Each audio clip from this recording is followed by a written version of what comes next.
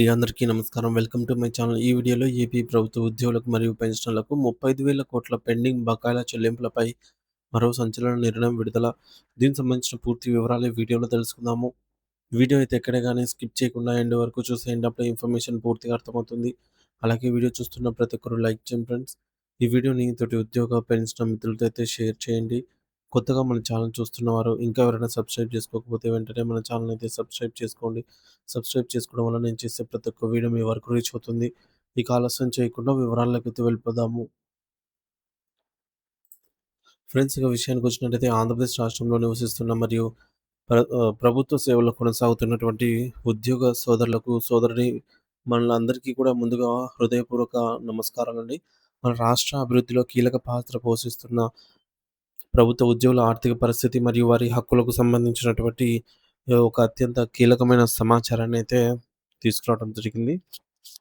మరి ప్రస్తుతం రాష్ట్ర ప్రభుత్వ ఉద్యోగులకు మరియు ప్రభుత్వం నుండి అందవలసినటువంటి బకాయిల అంశం అనేది రాష్ట్ర వ్యాప్తంగా పెద్ద చర్చకు దారితీస్తుంది. ముఖ్యంగా ఉద్యోగులకు చెల్లించాల్సిన దాదాపు 35,000 కోట్ల రూపాయల భారీ బకాయిల చెల్లింపుల విషయంలో ఒక కీలక మలుపు చోటు చేసుకుంది. ప్రభుత్వ ఉద్యోగుల హక్కుల కోసం నిరంతరం పోరాడే ఆంధ్రప్రదేశ్ ప్రభుత్వ ఉద్యోగుల సంఘం రాష్ట్ర అధ్యక్షుడు కెఆర్ సూర్యనారాయణ గారు ఈ బకాయిల అంశంపై రాష్ట్రానికి కొన్ని కఠినమైన డిమాండ్లను మరియు విలువైన సూచనలను చేయడం జరిగింది.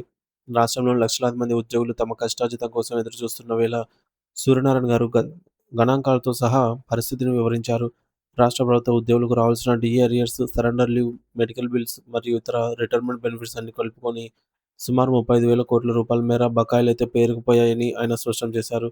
రాజమండ్రి నగరంలో నిర్వహించినటువంటి ఈ ప్రభుత్వ ఉద్యోగుల సంఘం సచివాలయ ఉద్యోగుల విభాగం ప్రాంతీయ సదస్సులో ఆయన ముఖ్య అతిథిగా పాల్గొన్నారు.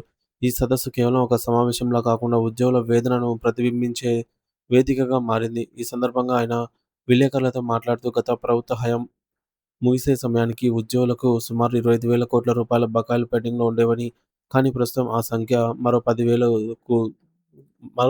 కోట్ల రూపాయలు తోడై మొత్తం 35,000 కోట్ల రూపాయలకు చేరుకుందనైతే ఆందోళన వ్యక్తం చేశారు.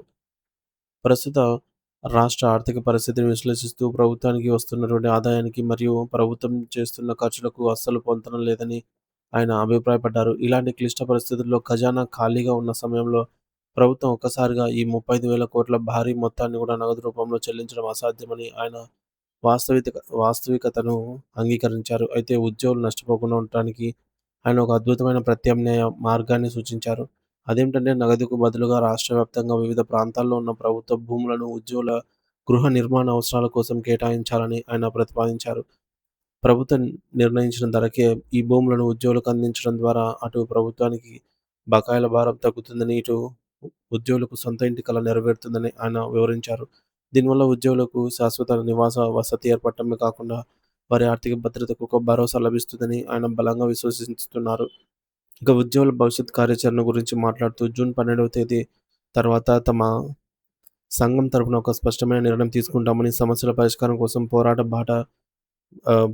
బాట పడతామని చెప్పేసి ఆయన హెచ్చరించారు. ఇదే క్రమంలో గత ప్రభుత్వ హయాంలో భారీ ఎత్తున నియామక, గ్రామ వార్డు సచివాలయ ఉద్యోగుల దయనీయ స్థితిని కూడా ఆయన ప్రస్తావించారు. గతంలో దాదాపు 130,000 మందికి పైగా సచివాలయ ఉద్యోగులను నియమించినట్లు ఆర్భాటంగా ప్రచారం చేసుకున్నారని, కానీ క్షేత్రస్థాయిలో వారి సమస్యలను ఏమాత్రం పట్టించుకోలేదని ఆయన ఆరోపించారు.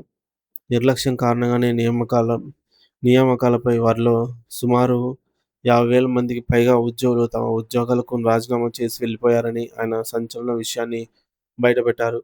సరైన సర్వీస్ రూల్స్ లేకపోవడం, పని ఒత్తిడి మరియు వేతన సమస్యల వల్ల ఈ పరిస్థితి తలెత్తిందని ఆయన విమర్శించారు. సచివాలయ ఉద్యోగుల సమస్యలను లోతైన అధ్యయనం చేసేందుకు తమ సంఘం సిద్ధంగా ఉందని సూర్యనారాయణ గారు తెలిపారు. రాష్ట్రంలోని అన్ని జిల్లాల్లో వరుసగా సదస్సులు నిర్వహించి ప్రతి ఉద్యోగి పడుతున్న ఇబ్బందులను స్వయంగా తెలుసుకుంటామని చెప్పారు. జిల్లాల వారీగా సేకరించిన సమాచారంతో ఒక సమగ్రమైన నివేదికను రూపొందించి దానిని ప్రస్తుత ప్రభుత్వానికి సమర్పిస్తానని చెప్పేసి ఆయన ప్రకటించారు. ప్రభుత్వంపై ఒత్తిడి తెచ్చి సచివాలయ ఉద్యోగులకు న్యాయం జరిగేలాగా చూస్తామని చెప్పేసి కూడా ఆయన ఈ సందర్భంగా హామీ ఇచ్చారు. ఉద్యోగులందరూ ఐకమత్యంతో ఉండి తమ హక్కుల కోసం పోరాడాలని, ప్రభుత్వం కూడా సానుకూలంగా స్పందించి ఈ యొక్క పెండింగ్‌లో ఉన్నటువంటి 35,000 కోట్ల రూపాయల బకాయిల సమస్యలకు ఒక శాశ్వత పరిష్కారం అయితే చూపించాలని చెప్పేసి మనందరం ఆశిద్దాము.